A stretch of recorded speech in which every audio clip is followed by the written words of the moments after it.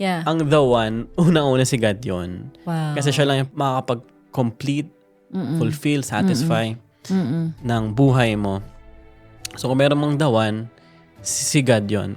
Sabi nga ng isa preacher, there's two important decisions that a person can make in his or her life. Number one is the decision to surrender daw your life to the Lord.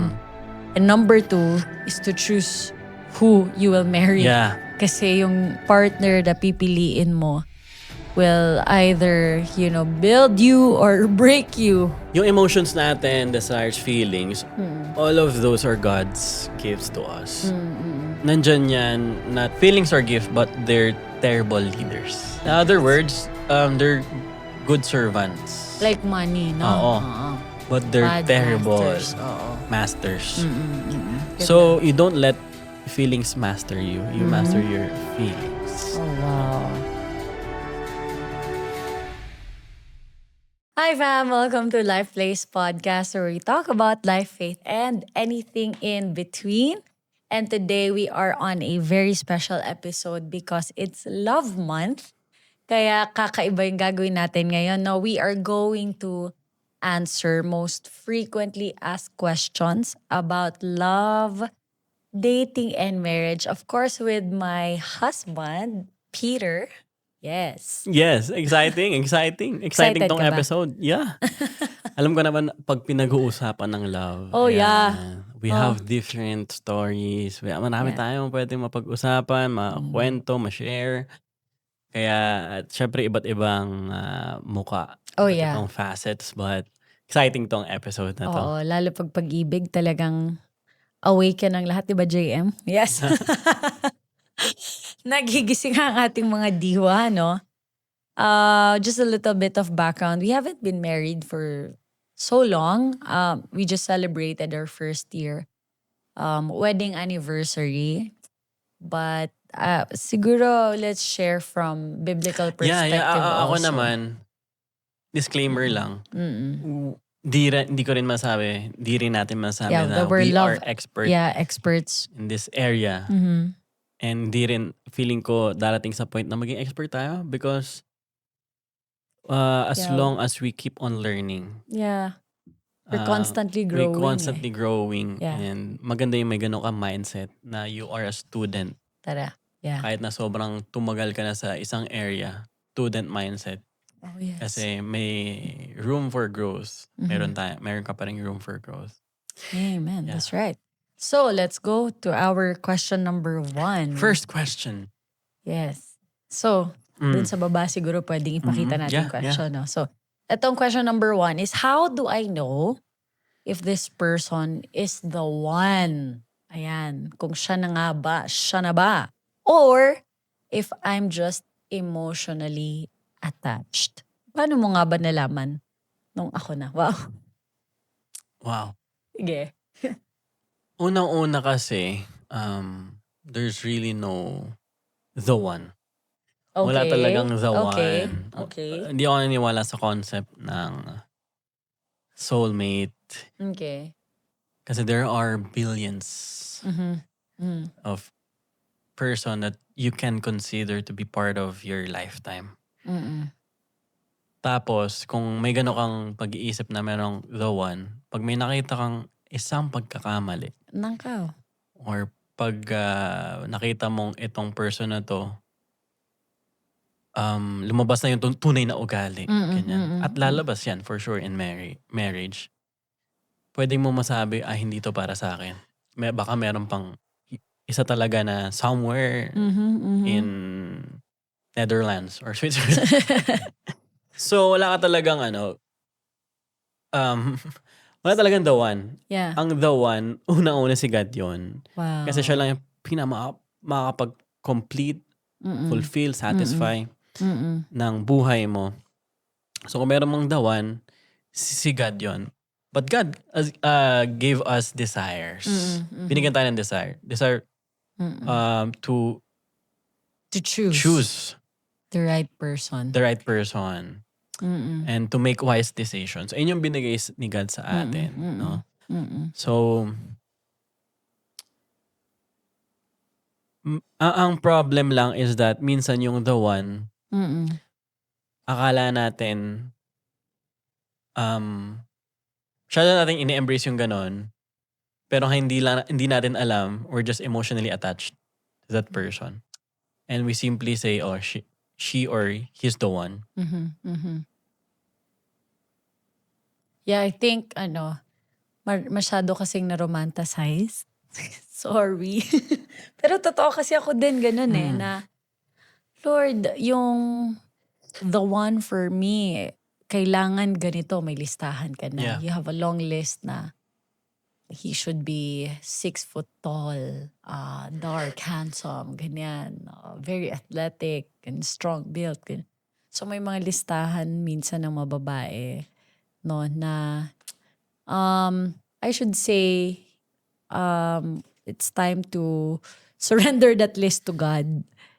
Kasi hindi mo rin alam na pwedeng ang ibigay sa'yo ng Lord is the person who will, I love saying this, to hone your character. Oo, not just, pwedeng that person will partner with you, will give you love, affection, ganyan. Pero pwedeng yung ibibigay sa'yo ng Panginoon.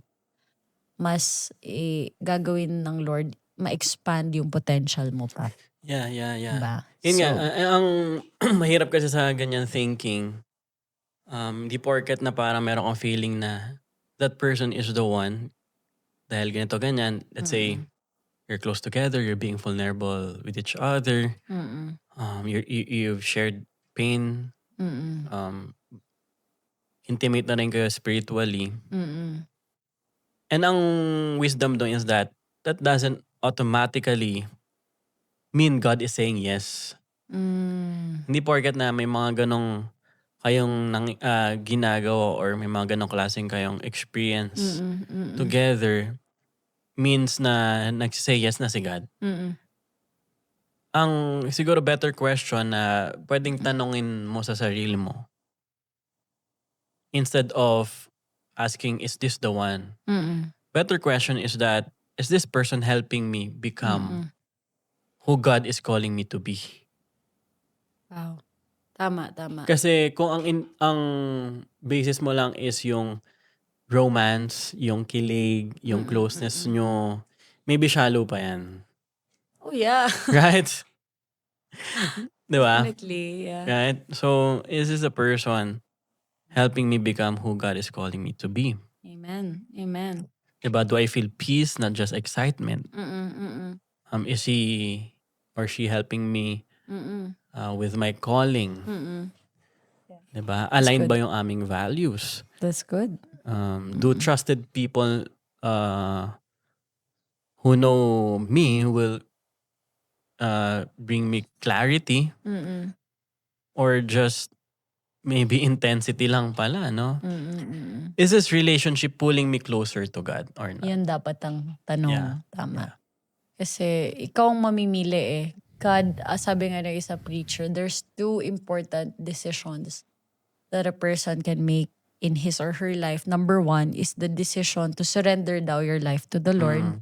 And number 2 is to choose who you will marry. Yeah. Kasi yung partner na pipiliin mo will either, build you or break you for the wrong or right reasons. So, it's up to you to choose wisely. Yeah. So, yun nga, sabi ng Lord sa James, diba? If any of you lacks wisdom, you have to ask from the Lord. So, you can ask from Him na, okay, Lord, itong taong ba ito, is this, helping me grow closer to you? Or is this person pulling me away from you? Yeah. Very obvious naman yun, I believe, na kung mas lalo kang nagkakasala dahil sa taong yan, or ang taong yan mas lalo kang, making you fall down on your knees in prayer all the more, pwede rin, ganon. So, choose your hard. Yeah. Pwede yun din kasi, di ba? Yeah. Pero may choice ka if you want to have that life, kung kaya mo yon for the rest of your life. Yeah. Then it's up to you. It's your God bless decision. na lang. God bless.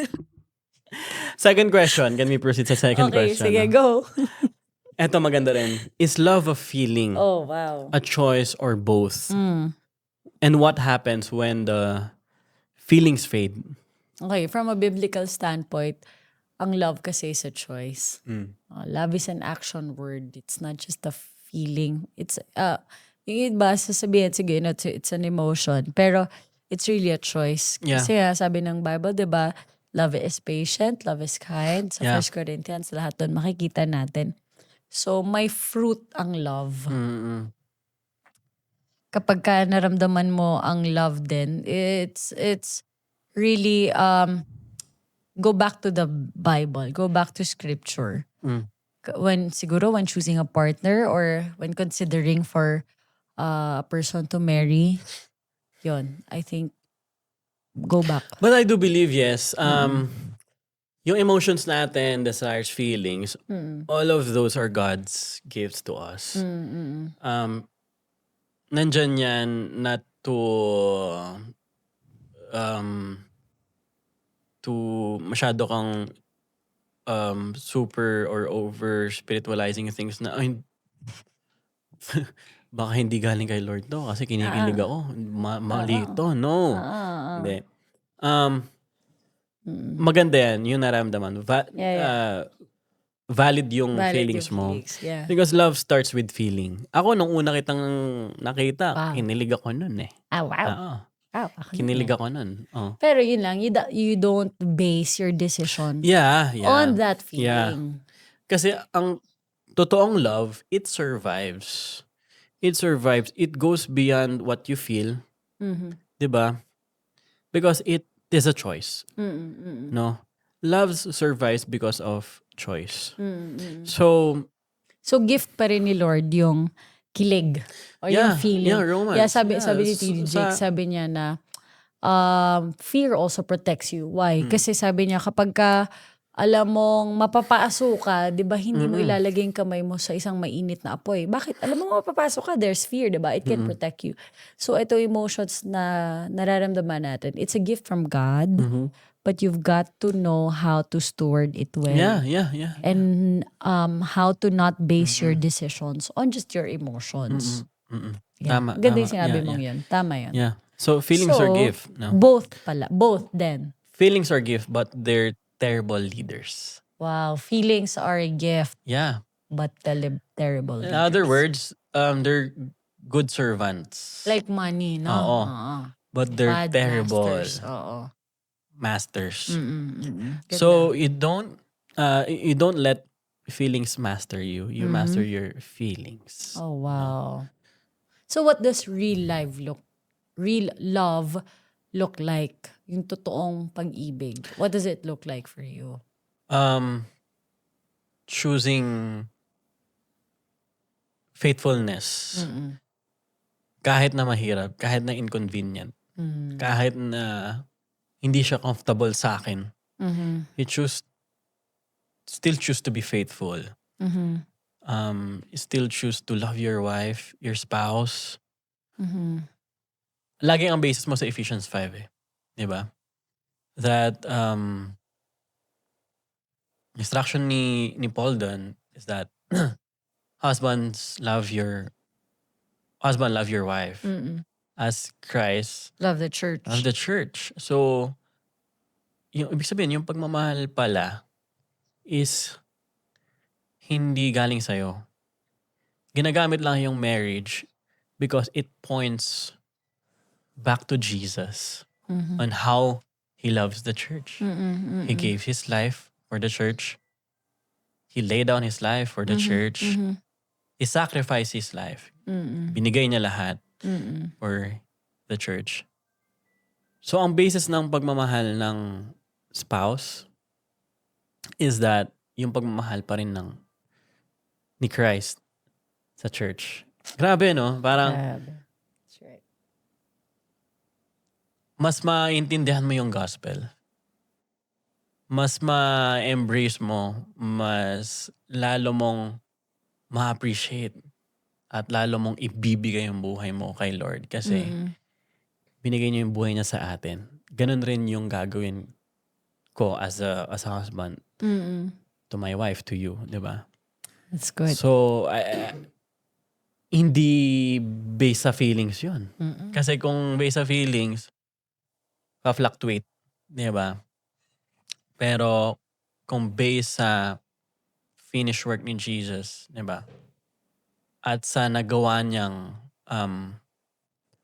sa ginawa niya para sa atin, solid 'yun. So yung love ko, it stems out from God's love, from the love of Jesus Yeah. towards me. So nagfo-flow, 'di Yeah. ba? Yung love ni Jesus. And then yung love ni Jesus, pag na-experience ko yon on a daily basis, it will just flow to unang-una sa'yo and to the rest of my, you know, relationships. So, ang tunay na love, it is rooted in commitment. Mm. Tapos saka na lang yung feelings. Oh, yeah. Yeah. Diba? Yeah. Talagang dapat. Naalala ko, love, noong unang holding hands natin, sobrang nakuryente talaga. ako talagang. Talaga naman. Dumalo mula sa kuryente, ha? daliri hanggang sa aking buong katawan. Dumaloy talaga. Delikado. Pero kapag in-holding hands na kita ngayon, Oo. hindi na siya Siyempre, tulad ng ganun dati. Tama. Pero kasi bakit? Mas lumalim na. Kasi rooted na yung commitment. Oo, mas lumalim na. May mga times na kikiligin ka pa rin sa ano. Oo. Pero kung ibabase ko lang, yung love Nung una. doon Oo. sa ganong kilig, Oo. hindi na ako kinikilig, ayoko na sa'yo. Nakaw. Na ako. Tama. So, ibig sabihin, yung love natin, hindi na shallow. That's right. Hindi na nasa surface. Surface level. Umano na good. siya. It Rooted grew down. deeper. Yeah, grew deeper. So number 3, how far is too far when you're dating? Oh, wow. And trying to honor God? How far is too How far? far is too far? Siguro I would share on what we did. Ganda kasi nung sinagot kita as my boyfriend. Yan. Kasi pag sabi ko, sasagutin ko tas my boyfriend, diretso na to sa marriage. The first thing that you said to me after saying yes to you was boundaries. Oh, I love Talagang, boundaries. he really sat me down. Tapos, okay, seryoso siya talaga nun. Boundaries. We have to set boundaries. First time ko narinig yun sa isang lalaki, love. As in, Wow. grabe. Sabi ko, taas ng respeto mo sa akin as a woman. Kasi, ang babae, naturally, sasabit lang yan. Mag-yield lang yan sa leadership ng lalaki. Kaya pag pinilit mo, kunyari, ikaw, pinilit mo ako, hindi, mag-kiss na tayo ngayon kasi girlfriend na kita. Mag-yield lang ako eh. Yeah. Pero pag sinabi mo, hindi, we will honor each other hanggang sa ano, i-yield lang ako. Kasi we're the weaker vessel. Yeah. Totoo yun. Kaya kailangan namin ng leadership. Yeah. So that's what you did. You set boundaries while we were dating. And sabi mo, nothing good happens after 10 o'clock p.m. Yeah. Meaning, hindi na pwedeng magkita after 10, no? Parang ganun. And then, medyo limited din yung ating pag-talk online. Hindi tayo 24 hours naman. Yeah. Yeah. Unless talagang kinakaunselan mo na ako, gano'n, nag-flow na. Yeah. Pero yun, boundaries. Yeah, I think maraming mga couples or nasa dating phase, masyadong nakikita yung boundary as a threat. Hindi, ano yan, legalism yan. Masyado kayong just do whatever you want. Basta, alam They mo have na that naman. mentality na, total kakasal naman na tayo eh. Total kakasal Ikaw na naman yung para tayo, sa akin eh. ikaw na Diba? para sa Papakasalan akin. kita. Yeah. Ito yung gusto kong matanong rin sa bawat isa masyadong dine-devalue yung boundary. Pag magpapagawa ba kayo ng malaking bahay at ilalagay nyo siya sa isang, sabihin natin, delikado na lugar, hindi ba kayo maglalagay ng walls to protect the house? Oh yeah. Diba? Para Hindi malaman ka ba mo na hanggang maglalagay? dito. Oo, hindi ba kayo maglalagay ng, Yeah. ang tawag na to? Walls, Ano? protective walls. Yeah. Bakod. Bakod. Anong English ng bakod? Boundary. Boundaries. I think Yes. you have to see yourself that you are valuable. Wow. Both of you. Both of you. Both of You see, you. you have to see your partner, that your partner has value, has infinite value in the eyes of the Lord. You see, you have to see yourself. To see yourself as really has value. Kasi kung hindi, he'll just, attract sin to your lives. At hindi ka mag-set ng boundary. Oh, yeah. Maglalagay ka lang naman boundary or isang bakod sa isang lugar na alam mong Sa'yo na eh. may value eh. Tama? Right. Di ba? Just like ang banks, di ba? They put vaults dun sa money. Kasi alam nila ang pinaka-importante sa loob ng bangko is yung pera. Di ba? Kaya sobrang protected. Ngayon, we have to really, see yourself as really valuable. Pangalawa, you have to see love in God's view. Dinidevalue kasi natin yung love. We see it as something na parang Disney, napapanood mo lang sa Disney channels. Yeah. Or sa Hollywood na ganito lang Fairy yung love, tales. fairy tale. Kaya, hindi mo nabavalue yung love, hindi ka rin nakaput ng boundary maayos. Kasi the culture always devalues what God values. Right? That's good. And ninanakaw ng kaaway yung mga bagay na mahalaga sa paningin ng Diyos eh. Marriage, di ba? So, gagawa talaga ng lahat in order for, for the things of God to be destroyed sa buhay natin. So, you have to really set boundaries. It's not legalism. It's not rejection, it is God's protection. Wow. Boundaries are not God's rejection. God is not rejecting you kapag na instruct sa inyo ni Lord na magkaroon kayo ng boundary. It is God's protection sa inyo because alam ng Diyos kung gaano ka importante, ka value yung relationship and yung marriage na ibubuo nyo. That's right. And hindi lang naman to for single persons. For the person na nasa singlehood ngayon. This also can be applied sa mga married couples. Because Satan will tempt single person to have sex outside marriage. While sa married people naman, Satan will try to do everything for you not to have sex with your spouse. Wow. So yung temptation, hindi mawawala. Bakit kaya ganun? Hindi mawawala pagdating sa marriage. Siguro iniisip, gusto ko na magpakasal. Para 24/7 sex. Oo, ganun. Or mag-graduate na ako sa mga temptations na to. Hindi matitigil. Hindi natatapos, totoo. Hindi matitigil. Grabe. Pero That's when right. in my own perspective, the way I look at temptation is that temptation kasi sa maraming mga Christians, you say no, 'di ba? Say no. Say no. Maganda 'yan. But when you're saying no to sins, you're also saying yes to God. Wow, that's good. So you're not running away from temptation, you're not running away from sexual immorality. Or you don't just run away from those things. But you're running. But you're running towards God. Yun yung dapat ma-emphasize, that God is beautiful. God is holy. God is the one who can only satisfy me. Wow. God is the only one who can fulfill my needs deep inside. So you're not just saying no to the world, but you're saying yes to God. Just like me marrying you, I said no to the world because I've said yes to you. Wow. And you can attest to that kasi talagang grabe yung naging identity mo, yung strength mo when it comes to purity. Talagang when he married me, talagang he was a pure guy.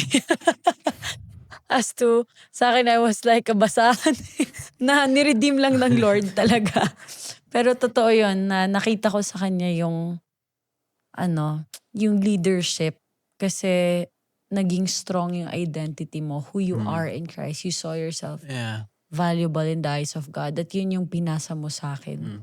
Ito Grabe. yung maganda, love, Oo. no? Kasi magkaiba man tayong story, background when we got married. Pero God is the God of restoration. Yeah, and He can that's right. redeem all things. Yeah. Yung mga bagay na parang, hindi, Wala wala nang na sigurong pag-asa. Oo, nahulog na kami sa nahulog na ako sa kasalanan. kasalanan. Guess what? If you're in Christ Jesus, His forgiveness, His mercy can cover all those mess and mistakes. At pwede pang maging testimony yung mga pinagdaanan mo. Tama. Yung sabi ng Lord na God has redeemed you, it means He has bought you. Sabi ng isang preacher, when God bought us, masaya daw siya to buy us. Parang for example, ikaw, na bumili ka ng paborito mong sapatos, what does that feeling give you? You're happy kasi, Yeah. wow, I just bought this brand new shoes. I just bought this house. I have a new car. I bought this. Yeah. Diba? Makes you happy. So, Yeah. ganun daw ang feeling ng Diyos. Yeah. Nung binili niya tayo, tinanggal niya Yeah. tayo sa Yeah. kasalanan. Ganda. Yeah, come Grabe, on, no? come on. God has redeemed you and bought you God, out. sabi sa Oo. Bible, God has not brought you by means of gold and silver. He has brought you or bought you with His own blood. Yun ang Diba? With His pinambayad own niya. blood. Kaya talagang by the stripes of Jesus, we are healed, cleansed, So justified, redeemed. our mess, if binigay mo, sinuko mo kay Lord, mas maintindihan mo at mas grabe yung may experience mo because the blood of Christ will cover your mess, your Amen. mistakes, your sins or addictions. Just one drop of blood can Grabe, cover no? all your mistakes. Grabe. So, without Jesus talagang, we will remain broken, unhealed. Lahat yan. Ang ganda. Okay, next question. So, what Siguro last na. Sige, 4 last questions, no? Anong gusto mo dyan? Ito na lang. Last one. Yeah. Yeah. Okay. Last question. Can a relationship survive repeated conflict? Or is constant fighting a sign to walk away? Pakiulit. Sabi niya, can a relationship survive repeated conflicts? Okay. Or pwede ka nang mag-walk away pag paulit-ulit Siguro na nag-aaway. in the context of dating. Dating muna. Oo, wala pang commitment. Oo. Break mo na yan.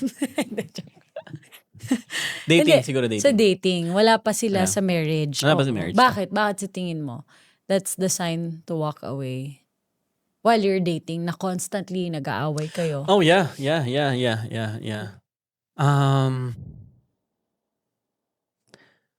I think it depends kung anong pinag-aawayan nyo at yung degree ng away nyo. Diba? Kasi Yeah. you have to see patterns. Conflict alone isn't the problem. Patterns are. Kapag nakita mo na hindi na healthy, hindi na siya nakakatulong, that person doesn't help you anymore. Yeah. That person is breaking you, not building you. Right. At pag kung isa-summarize mo yung buong story nyo, diba? Kung papakinggan, anong kanta? Anong genre? Oo. Metalcore ba? Diba? Tawa ako. Diba? Kung let's say, ipuput sa isang album yung relationship nyo as boyfriend-girlfriend. Ayan. Oo. Lalagay sa isang album. Naka-CD siya. At Oo. ilalagay siya sa Yeah. DVD player at ipi-play. Ano kaya yung marinig ng mga tao? Sheesh. Diba? That's right. So, yun yung context ng dating. Mhm. You can have a choice to walk away. Oy, you Oo, can lalo have na a choice kasi, to continue play the music, the album, or just stop. tama. Nasa sa'yo choice pa rin eh. Pero, when it comes to marriage, it's a different thing. Oh, just a different thing. It's a different thing. You have to really Endure. endure. Yeah, and get counseled. I Yeah. think yun ang pinaka-importante na kapag dumaraan sa arguments. Kasi normal naman yun eh.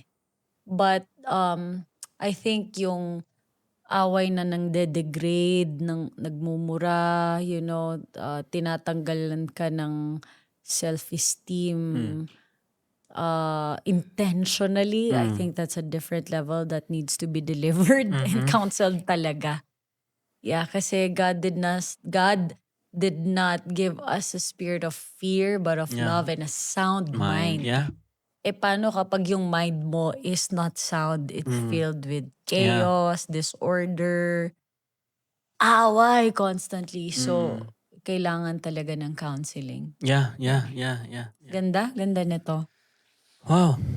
Ang dami pa natin pag-usapan pero siguro sa next series. Wow, series. Series. Series. Next episode. Next episode tayo. Alright. Wow. I'd like to thank you sa aming pagsama in today's episode. Really appreciate any comment, any sharing, anything that you want to say, praise reports, testimony, comment down below. At sabihin nyo kung taga-saan rin pala kayo for us to know Where kung you're hanggang watching saan from. napapunta tong mga videos namin. Yes. And again, thank you for tuning in. Sa lahat ng mga gustong magpakasal, ayan, if you're considering getting married, do visit Life Place here at Alfonso. So, katabi lang tayo ng Tagaytay. And the weather here is perfect. Hindi Yes. ganun kainit, di rin ganun kasing lamig, no? Pero talagang napaka-blessed ng lugar nito. Yeah. And for those also who are working, those who are in church and you want to have a camp or a retreat dito, Life Place is open for you. We have a swimming pool. We have a huge open field. We have a tent. Also, we have a sanctuary. We have a new garden. Shout out to new garden. We have places that have ACs also for conferences. Everything is here. Maging sa napakasarap na food. Kayo na lang ang kulang. So thank you guys for tuning in. And also we'd like to say thank you sa mga nag-reach out sa amin via Instagram also. Those who are asking for Yeah. prayers, okay lang yon. Please do message us if you need prayers. We are very much available to communicate and pray with you guys. Salamat sa inyo and please do comment down below, support, subscribe, share this to everybody that you love para sila rin ay mabless. So I think we can pray for them. All a right, little let's bit. pray for them. Yeah. Yeah. Sino? Ikaw na? Okay, let's pray. Thank Father, you, we Lord. just thank you for everyone who's tuning in right now. God, I just pray for blessing and Yes. favor and protection. Just pray, Lord God, for provision, for healing as well. Just pray also for restoration in their own personal lives, their families, in their marriage. God, thank you that you are our Emmanuel who is Yes. with us in every step of the way, in every season that we are in. God, we just declare your lordship and your kingship over our lives. Yes, Lord. Thank you, God, for everyone. Bless us more and more. Bless our viewers right now. And let your peace and your presence go before us. Yes, Lord. We love you. We praise you. In Jesus' name we pray. Amen. Amen. God bless everyone. God bless everyone.